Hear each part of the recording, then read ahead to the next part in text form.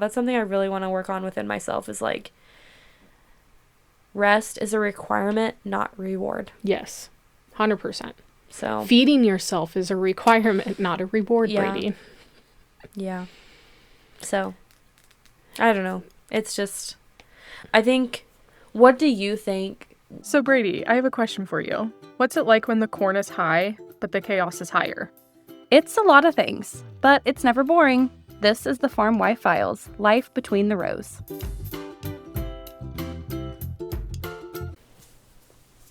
Hi, welcome back. Yeah, we're back.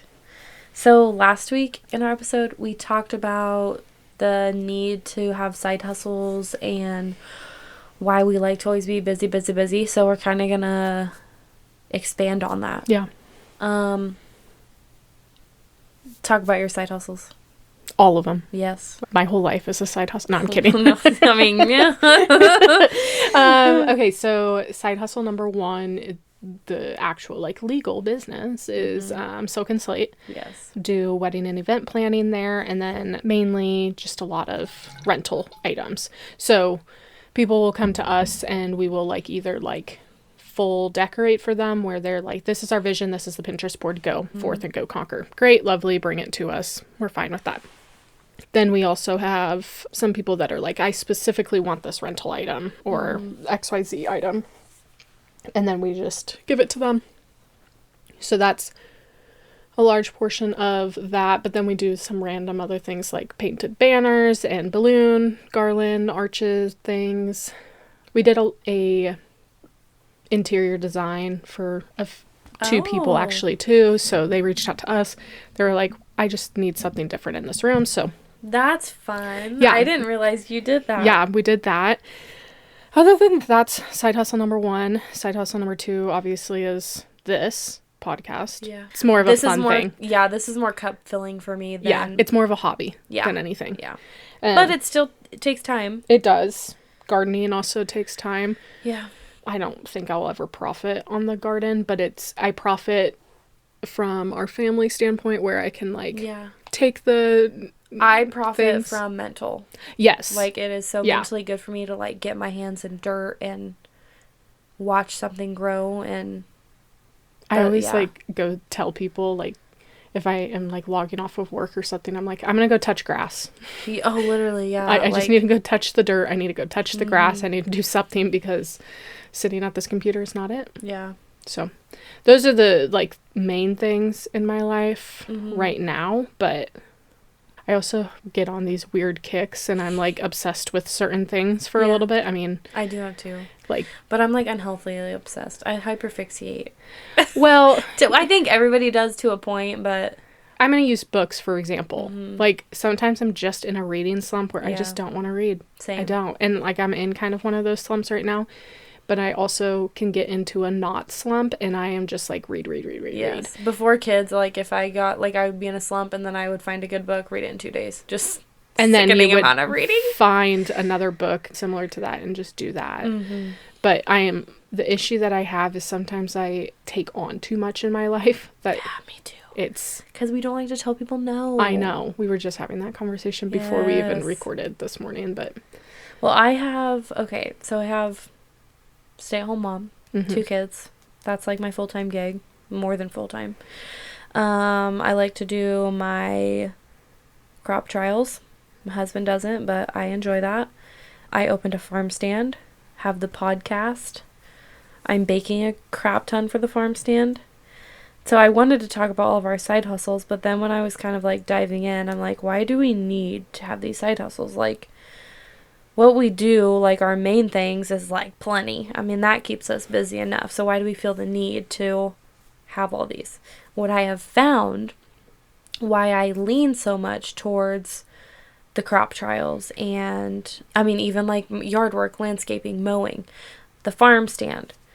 So when I was talking to my husband about it, you know, when he plants a field or when he harvests, like, he has that almost instant gratification, that tangible, okay, I need to do this work, okay, the work is done. You can see it with your eyes. Whereas in my day-to-day, Branson always needs fed again. The dishes, I'll do them, and then guess what? There's more in 2 hours. a meal needs made 3 times a day. Like, it's just never, like, it's never truly, like, ending. And yeah, I mean, the farm, you know, it's very repetitive, but that's within a year, not within a day. And I mean, your job's kind of similar to that, where you're sitting at a computer all day, like sending emails, like doing meetings. Like, it's so quickly repetitive that it's like, we don't get to see that. Like, we don't have that instant gratification of like, oh, this is done, it's accomplished, I was productive. Because we're just constantly going into the next thing that needs done. So one thing that I struggled with that, and I was talking to actually one of my bosses about that, and I was just like, I just need something to like fill my bucket each day. Yeah. And so I'm starting to look at it as like, let me get my calendar out, let me make the to-do list of the priorities that need to be done today, and I highlight them. Like, and that just makes me feel, I mean, it's a little tiny baby step to the bigger, you know, gratification of like harvest, for example. Right. But that has helped me. Okay. But obviously that's at work. Like, I'm not making a to-do list every single day. Oh, I got laundry done. Check. I know, like, yeah. So, I mean, there's that. But yeah, the farm, when it comes to like the instant gratification with the farm, I get gratification because like I have still either helped specifically with those farm tasks, or I have like supported my husband into getting those farm tasks done and completed. Yeah. But there is that like... See, I struggle with that. If I feel like I'm not... And with kids has been really hard because I've really... I mean, we've talked about this, just having to really take a step back from roles that maybe I didn't need to have but had on the farm and can't, you know, follow through with now because I just don't have the time, or like I can't do it because I have the kids. And so feeling the need to like help out my husband, like... And I actually told him this. I said, you know what? Talking to Tyler, I said, I think I have finally gotten to the point that I have figured out, even if I worked a 40-hour week and made 6 figures a year, I still think he would work the same. Whereas I go into these like ventures as, if I can make more money doing this, or if I can make some money off the farm stand, or whatever the case may be, then maybe my husband would be able to rest a little bit more. But that's just not him. No, and he enjoys doing it. It's not farm related, obviously, but I think honestly all 4 of us, so like Tyler, Cody, you, and I, we get into these cycles where like, yes, we could get to the point where we have that instant gratification of having something done or completed, but in our day-to-day life, with you being a stay-at-home mom, with me just surviving, all those things, we could say the dishes are done, but we know 10 minutes later that dish is going to be dirty again. Right. And it's that constant cycle of just going through things. Yeah.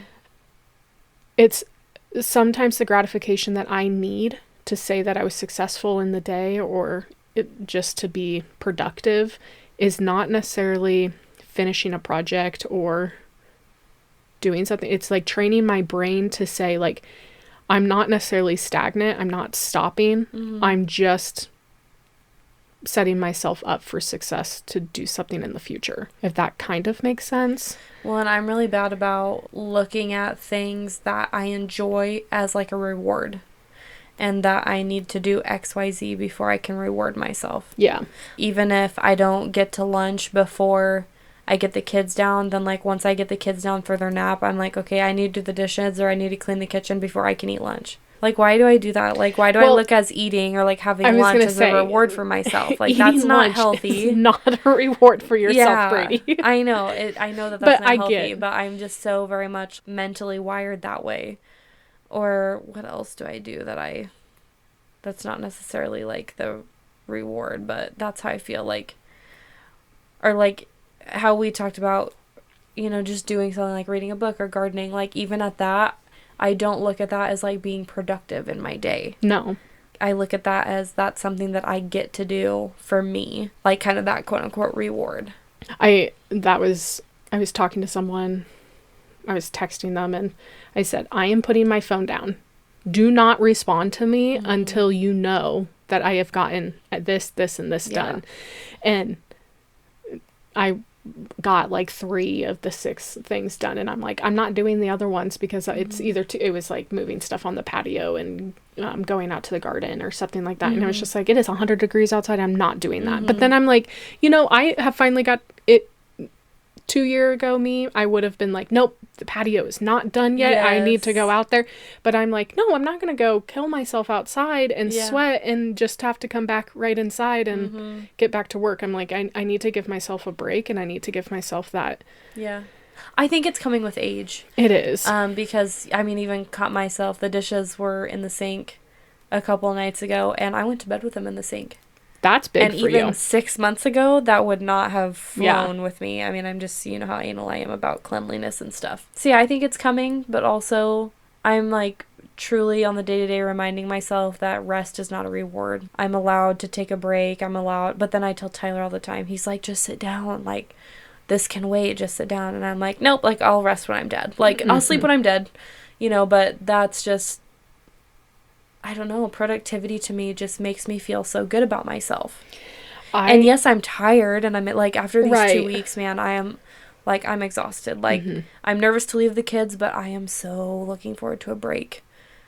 But even, yesterday, I could have taken a nap when I got the kids down, but instead I'm going through air sealed bags with kids' clothes so I can get those washed and get those put in drawers, and deep cleaning dust on some of my bedroom items and stuff. And so I'm why am I doing this? This doesn't need done now. But again, just resting, I don't know why that feels like such a... I used to struggle. It was resting. Specifically, I would get home from work when I was actually in the office full time, and I would get home from work and I would sit, and I'm like, this is an open evening. I should be doing something else, and I had that guilt in me. Yes. And then it was I had to literally, there was a time where if I was going to force myself to sit down and I was going to watch TV or something, I would have to be doing something with my hands to keep my mind busy. And so I would knit. I used to crochet. Yeah, I used to crochet a lot because I think it was the hand movement, and then I would rip it all apart and just redo it. I never crocheted or knitted anything specific, but I would just sit there and I would just do it. Or do you ever watch a show and then you're on your phone at the same time? That's really bad. That's why I can't watch movies. Yeah, because I don't know why. It just feels like I'm not doing enough. None of it's productive, but My issue with my phone, though, is my whole life is on my phone. I am working on my phone. Yeah. I'm getting emails. I'm getting text messages. Tyler will complain at me, what are you on your phone for? And I think he thinks I'm scrolling TikTok or social media. And don't get me wrong, sometimes I am. Right. But other times it's I'm adding stuff to the grocery list, or I am getting stuff ordered for a party or the bachelorette party coming up, or I'm scheduling things out in the calendar and seeing how much time, I'm not, it's important stuff that I'm doing majority of the time. I'm not just TikTok. Sitting here scrolling.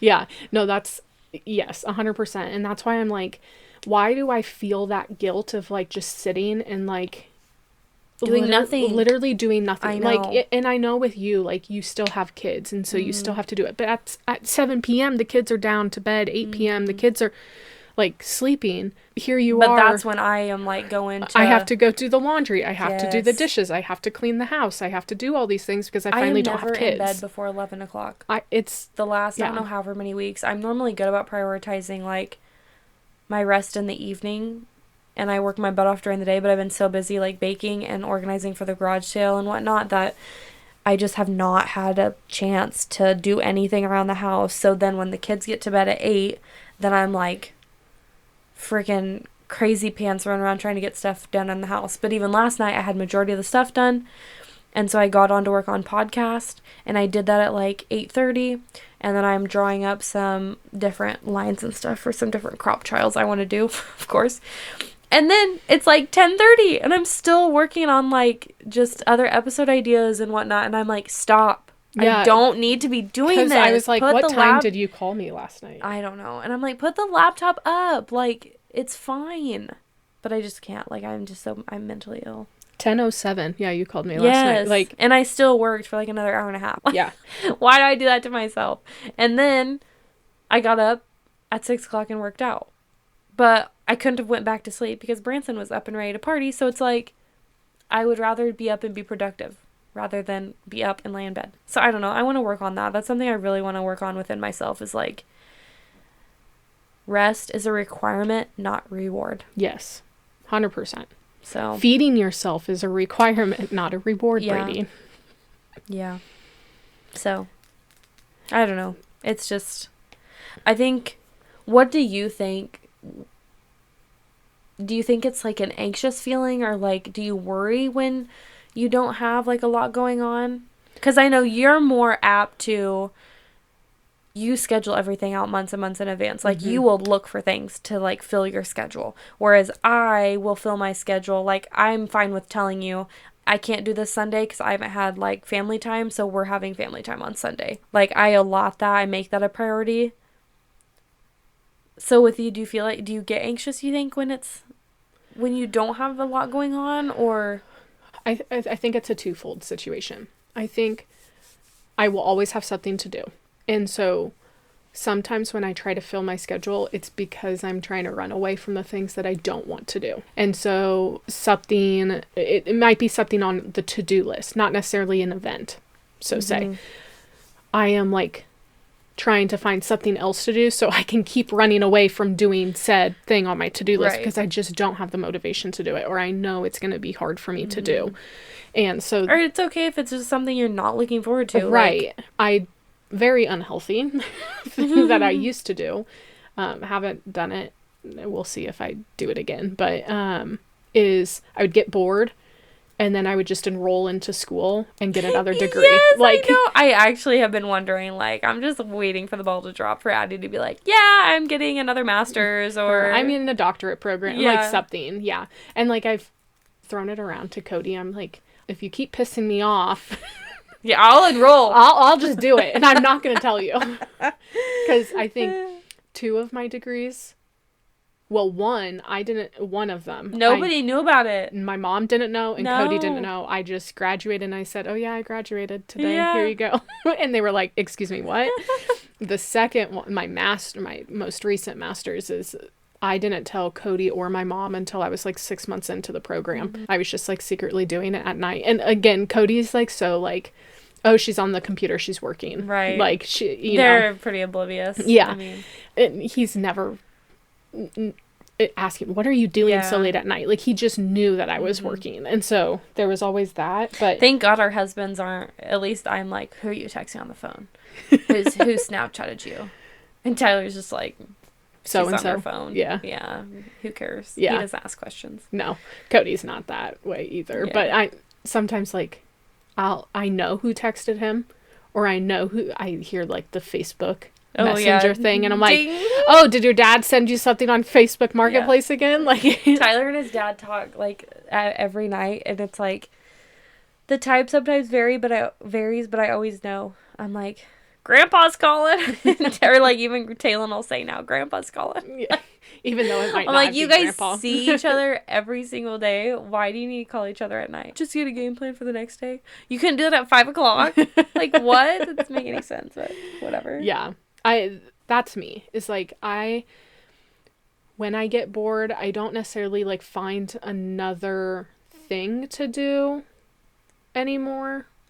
But like, just last week or something, I texted you and Aaron, and I'm like, this is where I want to go on our next trip. Yes. And you were like, that's well, when I know that Addie is quote unquote not busy or like not overwhelmed with busyness, because she's like, I want to go on a trip. This is where we're going. Yeah.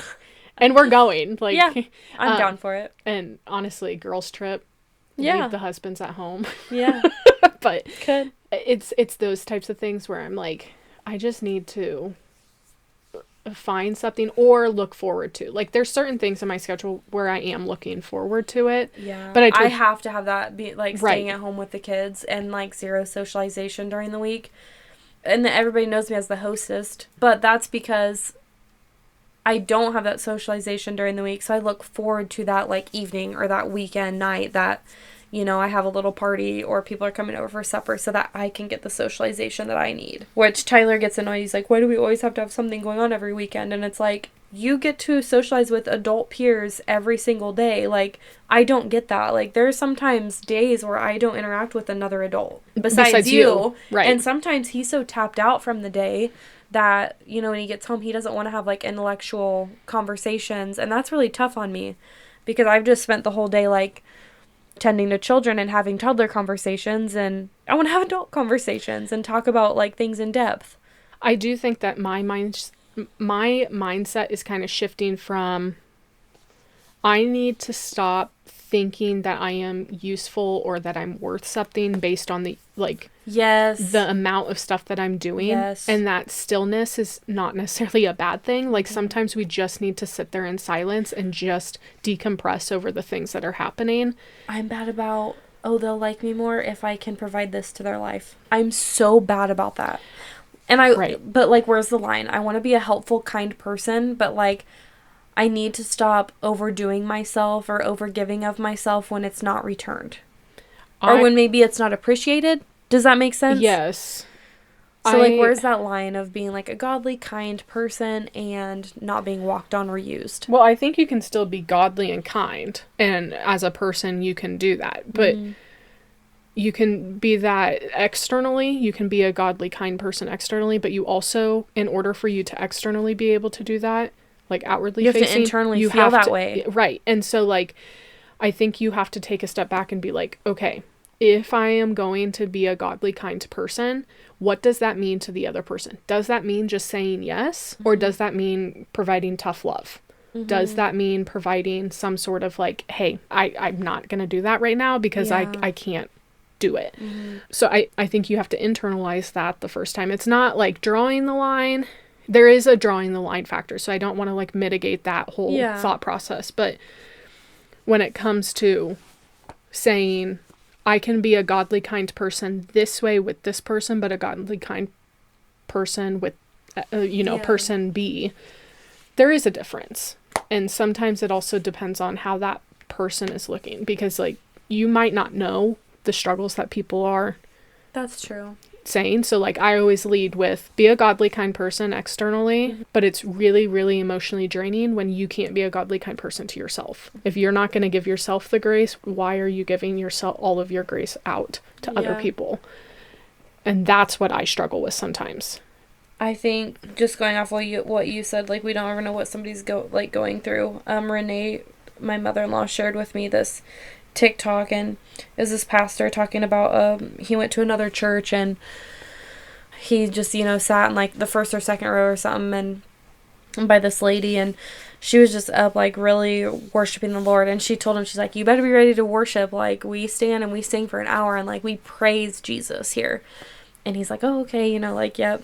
And so she was just like so joyous and so godly and like just worshiping the Lord, like with her singing and just praising him.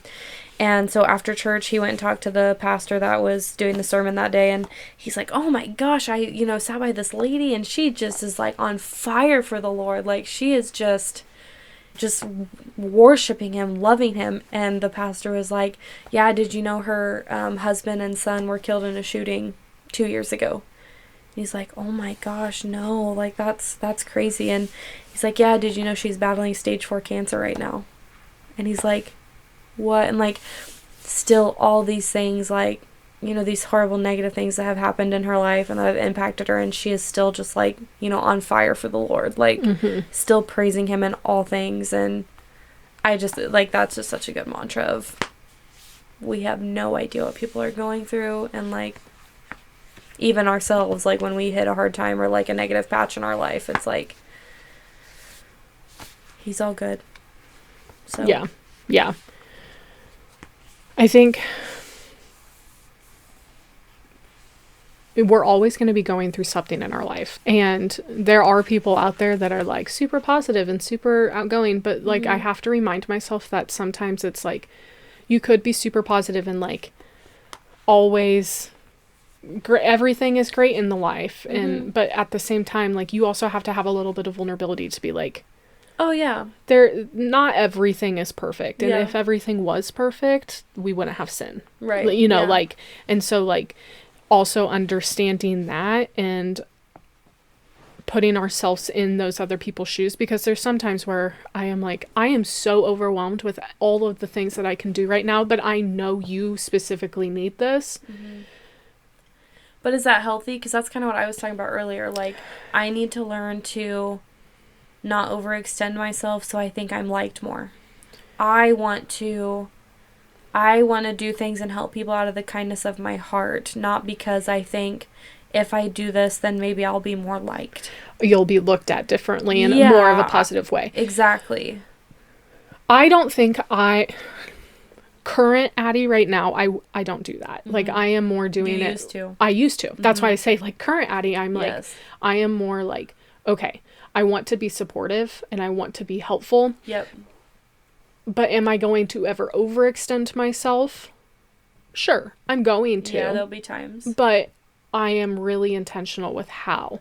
I mean, there's certain people in both of our lives right now and where I'm like, no, like I'm not going to go out of my way to then change my schedule to go do this, even though I know that they would want me to. I'm not going to, because I know that it wouldn't be reciprocated back. And that's maybe kind of harsh to say, because I don't want it to be like, well, I'm not going to do it because I know they want to do it for me. But at the same time, like, I've consistently been burnt. Exactly, that's what I'm saying. And that's where it's like, if I'm going to trust people until they give me a reason not to trust them. Well, and I think, too, it goes back to, like, this has gone on time and time again, and you're still so underappreciated. It's like, okay, obviously, like, what I'm doing, or what I feel like I'm doing for you in my life, like, is not a benefit to you. Like, so maybe this just isn't something that needs to continue, I guess. I don't know if that makes sense. It does.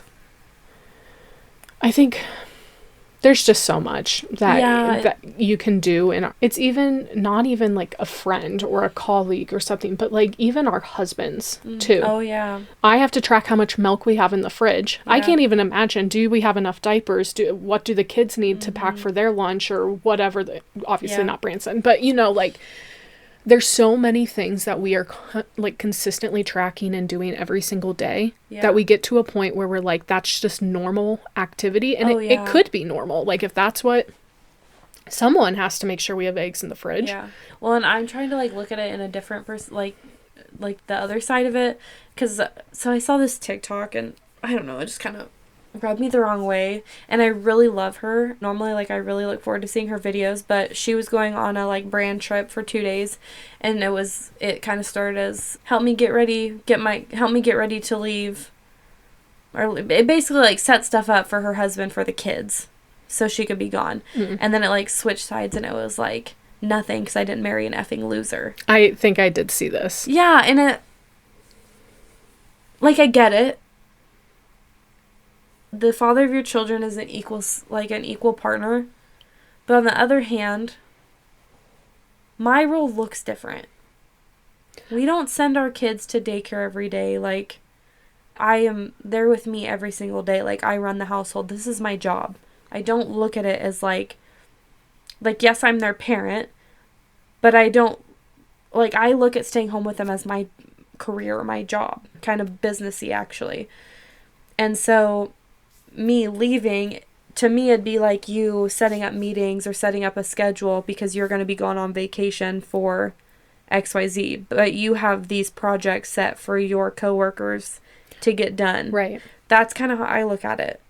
And also, I think just being a godly spouse, like, I am going to enjoy myself, to relax. Like, I want to ensure that my husband, that I can do things so that my husband also has a good time, or that I could put him at ease. So, like, if I can make a meal on Wednesday and put it in the fridge, so all he has to do is put it in the oven on Thursday or Friday, like, that did not take me a lot of time, and it's extremely helpful to him. So, I don't know, like, I get both sides of it. And if I could just leave and Tyler would run it, if I don't know that he would do it exactly how I would, but again, that's control on me. I need to give up the control. But it's more of like, I just want to be helpful to my spouse. I also think it comes down to, you can, obviously I don't have kids, right? So, like, there's a lot less prepping, but going back to the TikTok, like, I didn't marry a loser. Yeah. I am making an assumption that when Cody and I do have kids, that if I would have to go somewhere, which I'm going to, right? Yeah. Like, with how busy I am, that I am expecting Cody to stop the farm to then go take care of our kids or kid. And although that should be a priority, I also understand that the farm is the farm. And if I am going to expect Cody to stop his career and his for those X amount of days, let me make it as easy as possible for him, just like he makes it as easy as possible for me with doing my part on the farm. Exactly. He knows now, I mean, talked about it in the men's tell all, but we have a system. You put the receipts in here. Do not make me hunt down receipts. Exactly. If you know exactly where they need to go. Yep. And so like he does those things to make my life easier to help him out. And so like I feel like I would then reciprocate that, where it's like, okay, yeah, let me prep this breakfast casserole and this meal, and you can use it as leftovers for 3 days. Yes. You know, it will be fine. And so obviously it looks different with me, but like I'm going to use my golf tournament, for example. I do not a ton of prepping, but like I make sure that all of the farm bills are paid ahead of time. I make sure that I'm packed. Like if I need help with whatever before I leave, it's all done. Yeah. I just handle it. So I go back and forth. You know, we talk about a lot, like the farm always comes first, but I think our husbands know like the level of like prioritization, or when things are super important, like we're going to get our nails done, because if anybody can see on camera, these things are disgusting. They're so grown out. You can see like half my nail, and I'm spoiled. My husband spoils me. I get to go get my nails done. But we've been spraying and the rain has been crazy, so he's put me off like for a week and a half now that I could not go get my nails done. But turn around, I'm leaving for the batch party on Thursday. We're spraying dicamba on beans. We're trying to, but there's so many, it's just nuts. Like there's so much criteria with degrees and wind and all the things, which I get. Like there's some, you're either for it or not. Like, don't comment, because I don't want to get into the dicamba rant. Yeah. But anyway, you know, I know there's so many things as far as that he wants to get done on the farm, but he knows, like, I'm leaving on Thursday and you're not doing that. Like, I have it set up so that the kids will be taken care of Friday morning. So do what you want, take a break, do what you need on Friday morning. But anything else, like, he just knows it's not an option. Like, he's not even going to bring it up to me. He's going to plan otherwise. So I think that's also like, thank you for, yes, the farm comes first, but thank you for prioritizing and understanding this has been planned for 6 months in advance. This is important. I don't have a choice. Like, this is what I'm doing.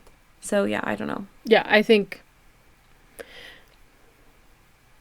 I personally struggle with sometimes doing some of those things because I don't have a choice, or I do have a choice. Like, it's like, I'm using this example and I don't, now I'm like saying it out loud. I'm like, do I really have a choice? Like, I know I would have a choice. That was loud. I don't know what that was. I don't know if you guys would have been able to hear that or not. But anyway, like the golf tournament, I don't get paid for that. That's all volunteer. Yeah. But it's something that I really, really enjoy, and it's something that I look forward to every single year. Yeah. And I have built. And you've said, if you get to a point where it becomes, what word did you use?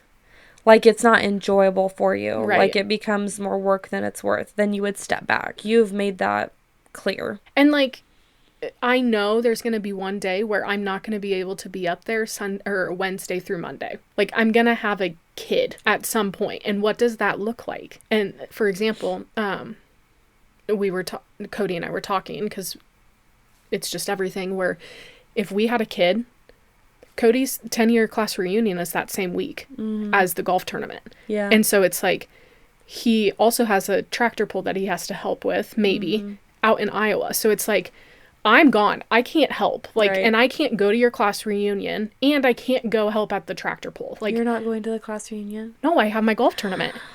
Addie, I was looking forward to you being there. No, it's my golf tournament. And it's not even that big. I think they're just getting together at Tully's. I know, but still, you're my safe place. I know. Well, you can come to the golf tournament. But yeah, no, it's like they're having, and also, why are they having their class reunion then? But whatever, it doesn't matter. I have nothing to do with it. Tyler has just told me little bits about it, but anyway. Yeah, so it's like, Cody, at that point, he has two conflicting things. Yeah. I have one, and it's out of town. Granted, his tractor pull is also out of town. So it's like, that's where you pick and choose. You have to. Yeah. And so, like, it's just like, and at the end of the day, the golf tournament is something that you have dedicated a decade of your life Right. to. It is extremely important to you. And I think Cody, as a spouse, he knows that. Oh, yeah. And as hard as it may be, it does come to a point of you do have to pick and choose. You Right. do have to prioritize. Yeah. And that's what Tyler had to do this week. Like, the beans really need sprayed. So Brady didn't go get her nails done at all last week. I didn't take the kids. I worked on the farm.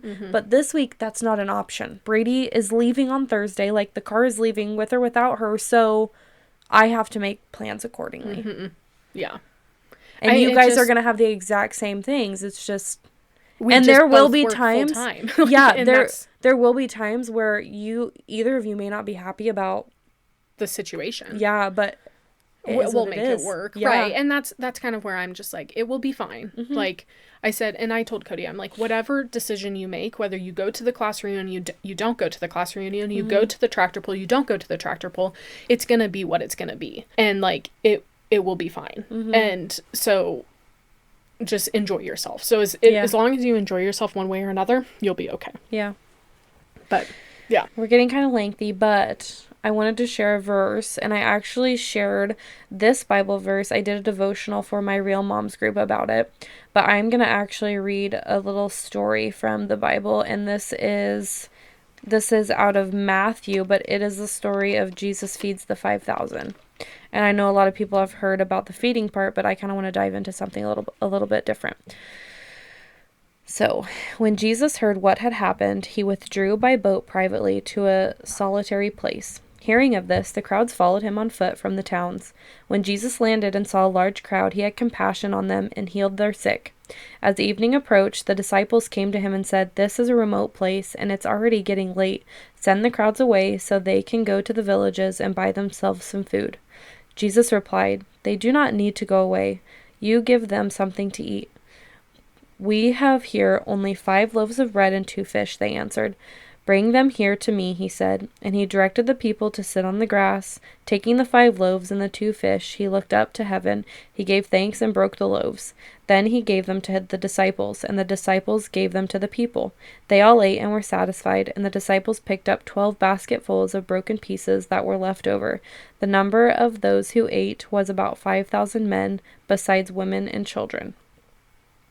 So, I think, obviously, like I said, this has been, I don't know about a popular verse, but people hear about, the multiplication of what small numbers of stuff he had. That's been talked about. But the fact that they sat and ate, and, his disciples were there doing important things, doing work, people were busy, and Jesus still wanted them to rest. There was still things to do. Things weren't done, but he asked them to rest instead. So I think going about our day-to-day and just talking about how, we look as rest as a reward, like maybe we can better ourselves if instead of looking at it as a reward, we rest ourselves so that we can keep going, so that we don't get to the end of like complete burnout and don't look forward to those things anymore. Right. So I don't know. That's just a mantra for me that I really need to work on, is what I said earlier. Rest is a requirement, not a reward. Yeah.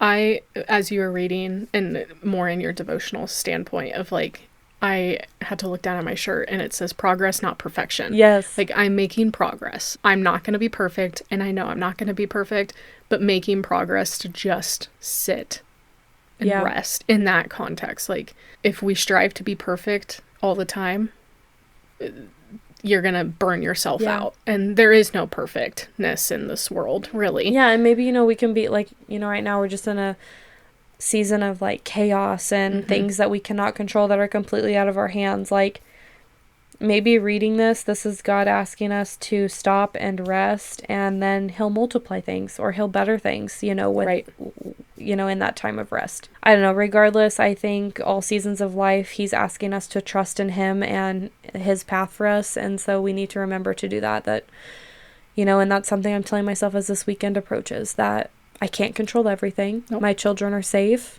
I'm allowed to rest.